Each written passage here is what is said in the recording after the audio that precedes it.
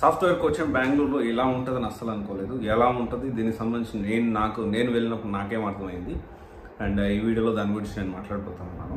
So basic ఏంటి అంటే నేనేమనుకున్నానంటే డేటా సైన్స్ కొన్ని ఇన్స్టిట్యూట్స్ తిరిగి జెన్యూన్ ఇన్స్టిట్యూట్స్ ఎలా ఉంటాయి ఏంటి అనే దాని గురించి తెలుసుకుందాము అనే ప్రయత్నంలో భాగంగా and at the same time UPSC బెంగళూరులో ఇప్పుడు ఎలా ఉంది, హైదరాబాద్ కంటే బెంగళూరు బెటరా కాదా అని తెలుసుకోవడానికి సో నేను వెళ్ళాను.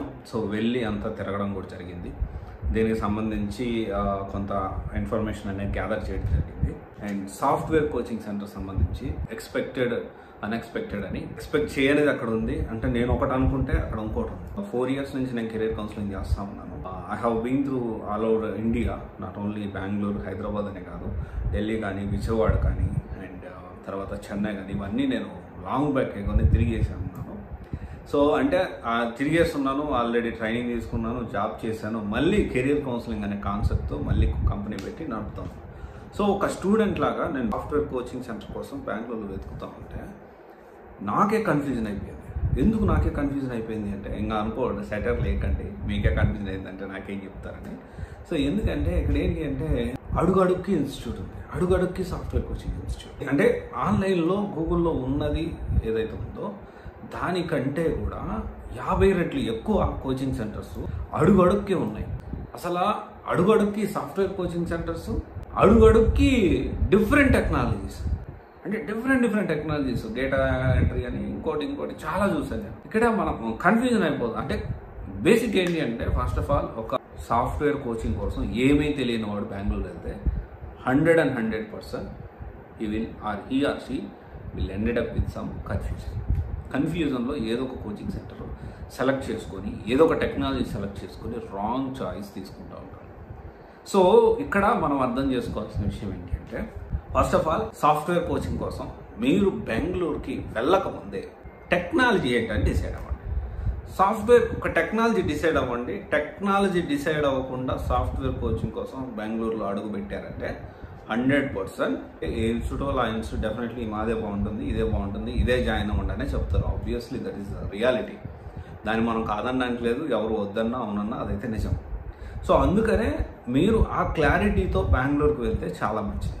ఈ క్లారిటీ నాకు ఎలా వచ్చింది అంటే ఈ పాయింటే ఎందుకు మాట్లాడాలనుకున్నా అంటే నేను వెళ్ళిన తర్వాత ఒక స్టూడెంట్ లాగా వెళ్తే ఇక్కడ ఎన్ని కోచింగ్ సెంటర్స్ ఉన్నాయి, ఎన్ని టెక్నాలజీస్ ఉన్నాయి, దాన్ని అర్థం చేసుకోవడానికి కన్ఫ్యూజన్, ఏ టెక్నాలజీ సెలెక్ట్ చేసుకోవాలి, ఏ కోచింగ్ సెంటర్ సెలెక్ట్ చేసుకోవాలి అన్నట్టు కాకుండా ఏదో కోచింగ్ సెంటర్ వాళ్ళు చెప్పిన మాటలు వినేసేసి వాళ్ళ దగ్గర ఉన్న టెక్నాలజీని మనకి అంటబెడతా ఉంటారు, విచ్ ఇస్ నాట్ కరెక్ట్. మన ఫ్యూచర్కి అది ఎంతవరకు ఉపయోగపడుతుంది అనేది మాత్రం చెప్పలేని మాట్లాడుకోలేని పరిస్థితి అనేది రావచ్చు.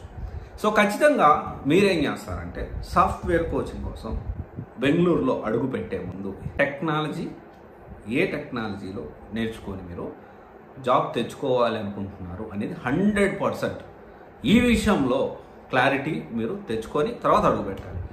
ఒక్కసారి మీరు అన్ని డెసిషన్ తీసుకొని కాల్స్ ఎలా ఉన్నాయి, ఫ్యూచర్ ఎలా ఉంది, ఇది నేర్చుకోగలుగుతానా లేదా, శాలరీస్ ఎలా ఉన్నాయి, అబ్రాడ్ ఆపర్చునిటీస్ ఉంటాయా లేవా, ఇది ఈ టెక్నాలజీ దేనికి యూజ్ చేస్తారు, ఇవన్నీ తెలుసుకొని ఒక్కసారి డెసిషన్ తీసుకున్న తర్వాత ఎవరు మిమ్మల్ని హిప్నటైజ్ చేసినా, ఎవరు మిమ్మల్ని ఇన్ఫ్లుయెన్స్ చేసినా ఇంక్లూడింగ్ మీ, లేకపోతే చేతబడి చేసి వేరే కోర్స్ ఏదైనా చేయాలనుకో జాయిన్ చేయించాలనుకున్నా కానీ సాధ్యం కానంత విషయంగా, సాధ్యం కాని అంత స్ట్రాంగ్గా మీరు డెసిషన్ తీసుకోవాలి before entering into Bengaluru software coaching centres. Okay, ఇదైతే క్లారిటీగా గుర్తుపెట్టుకోండి. అండ్ డెఫినెట్లీ నేను కొన్ని డేటా సైన్స్ ఇన్స్టిట్యూట్స్ ఇన్ఫర్మేషన్ అనేది మీకు అప్డేట్ చేస్తాను. At the end of the video నేను ఏ ఇన్స్టిట్యూట్లో జాయిన్ అవ్వండి అని చెప్పను, అలాగని వద్దని చెప్పను. End of the video or end of the day this is your career. మీరే ఆలోచించి నిర్ణయం చేసుకోవాలి. మీరు ఆలోచించేదానికి నా వంతుగా కొన్ని ఇన్పుట్స్ మాత్రమే, అంటే కొన్ని ఆలోచనలు మాత్రమే, ఇలా కూడా ఆలోచించండి అని కొన్ని ఇన్పుట్స్ మాత్రమే నేను ఇవ్వగలుగుతాను. So end of the day మీ కెరియర్ కాబట్టి జాగ్రత్తగా ఆలోచన చేసి మీరు నిర్ణయం తీసుకోవాలి. Okay, thank you.